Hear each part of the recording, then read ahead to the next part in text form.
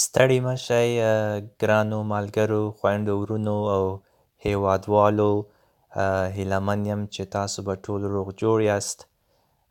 مخکې له دې چې زه خپل لوست یا درس ته راشم، نو له هغو کسانو هیله کوم چې کوم نوي زما چینل ته راغلي دي چې هغوی دې مخکینۍ ویډیوګانې وګوري، تر څو زما د لوستونو له ټرمینولوژۍ سره آشنا شي.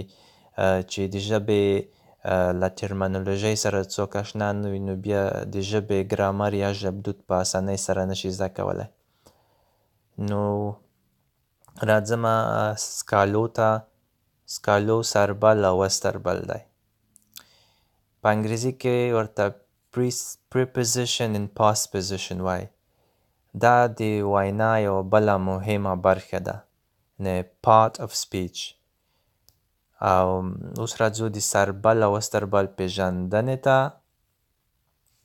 سربل او وستربل نیم خپلواک ګړونه دي. ګړونه یعنې څه؟ ګړونه موفیمز چې په انګریزي کې ورته وایي، مانیز عنصر یعنې. دا نیم خپلواک ګړونه په ګډه سره یوه جوړه جوړوي چې په یوه غونډله کې یا جمله کې د یو نوم یا یو نومځري په بدرګه یوه ګرامري یا ژبدودیزه دنده ترسره کوي. او دغه دنده د جملې د یوې برخې اړوند زیات معلومات ورکوي. د کړول غوندې. تاسو د کړول ویډیو هم وګورئ، لکه ځایي معلومات، لوریز، وطني یعنې فاصله، محلي، پرتله یعنې مقایسه، یا د ټول یعنې ملکیت اړوند معلومات. سربل او وستربل بېلګې دغه دي لکه پا، پر، کې، لا، سره او تر. په پښتو کې سربل تر یو نوم مخکې راځي او وستربل تر یو نوم وروسته راځي. اوس یې څو بېلګو ته راځو. یعنې بیا یې یادوم، سربل تر یو نوم مخته راځي او وستربل تر یو نوم وروسته. لکه پا کې، لکه زه په کور کې یم. دا پا سربل شو او کې وستربل شو. دا یو ځایي معلومات ورکوي. یا د پر سر، هغه د بام پر سر ولاړه ده. د سره له دې چې د یو سربل نه دی، خو د ملکیت عادات دی یا وییکی دی، خو دلته د سربل په توګه کارول شوی. یعنې د بام او پر سر بیا وستربل شو. پر باندې، کتاب پر میز باندې کیږده. پر دلته سربل شو او باندې وستربل.